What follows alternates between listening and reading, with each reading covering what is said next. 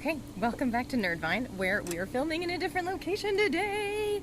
So there is a fun reason why we're hanging out in the pool, and it has to do both with today's topic and also today's specific brand or vineyard selection. Such foreshadowing, I know.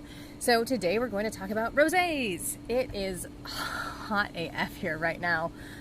So a nice crisp rosé was sounding super appealing, and plus it's also just like a really fascinating topic. And also kind of complicated, or at least more complicated than you might initially think. So rosé isn't a varietal, like all the other wines we've been discussing so far. There's no rosé grape. And while I think a lot of people do actually know this, I don't think there's enough discussion about what rosé is and why you can have such an insanely broad range of flavors and expressions.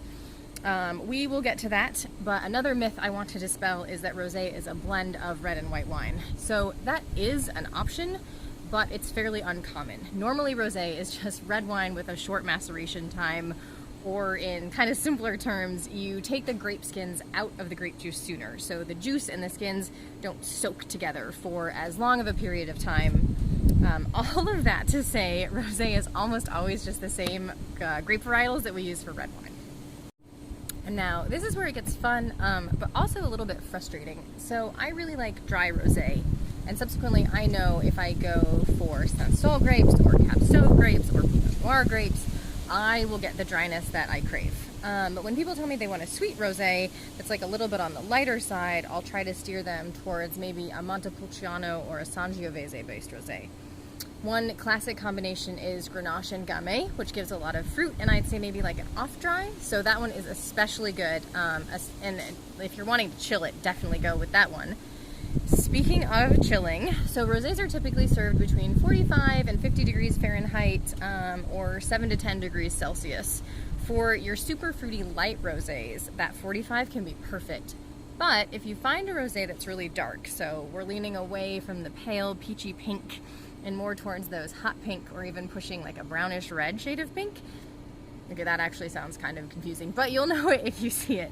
Then you probably want to serve that closer to the 50 degrees. I know 5 degrees may not sound like a lot, but the darker the rosé, the more likely it is to have spent increased time with the skins. And if you recall from the vocab video recently, increased skin time tends to produce more tannins. So now you have a more tannic rosé. When you chill wines, it tends to suppress the fruit flavors and really emphasize the tannin flavors. So if you get those darker rosés chilled, you're gonna get a lot more of that mouth drying effect. And usually if you want like a crisp fruity one, you're not so much wanting your mouth to get all dried out from it. I told you rosé is fascinating but complicated. Trying to talk about them in one video is like trying to talk about every varietal of red in one video. But I feel like we've covered most of like the good, big stuff. So just one more important thing before we drink. The absolute most frustrating thing, well for me anyway, is that the varietals usually aren't listed on the bottle.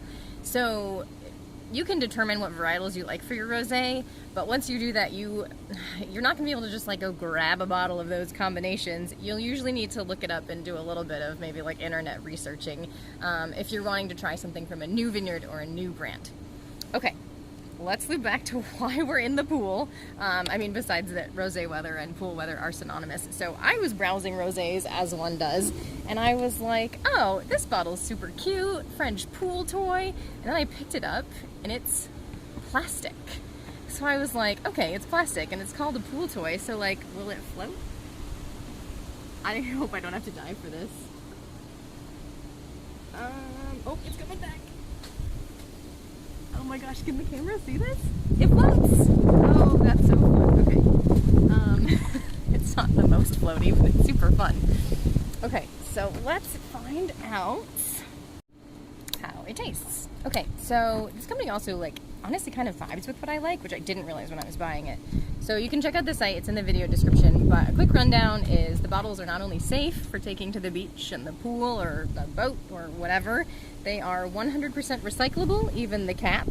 And in and amongst all of the eco-friendly taglines, they tout that they are catering to the needs of the new active wine consumer, which I consider a great nod to the idea that the wine audience is broadening, and we're not like stuck in fancy restaurants wearing pearls and footing outrageous bills when we're drinking our wine. We're active, we're living life to the fullest.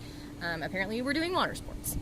So these wines are also vegan, you may have spotted that, and we can talk in camera. Vegan, it's on there somewhere. It's hard to see out here, it's very bright. And we can talk in another episode about why most wines actually aren't vegan. But I just thought this was like another fun feature, kind of super fun company. Alright, this ending is getting a little chaotic, but sorry, all over the place. This is also a great blend. It is 60% Grenache, 30% Saison, and 10% Syrah. So very much a nod to the southern France, Châteauneuf-du-Pape sort of area. And at 12.5%, it's like just above average for a rosé. So, cheers, let's give it a shot.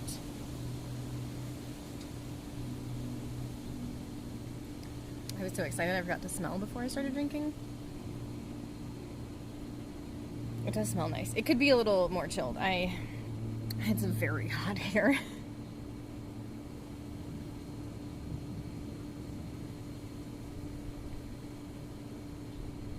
Admittedly, with the 60% Grenache, I was expecting a little more berries, but the citrus really shines through on this. Like, this is very blood orange to me, which I am loving. Okay, well, these are not the floating wine glasses that we have, so I guess you'll have to come back to the pool with me so you can check out the floating wine glasses. But cheers, like, subscribe, and don't forget to wear your sunscreen.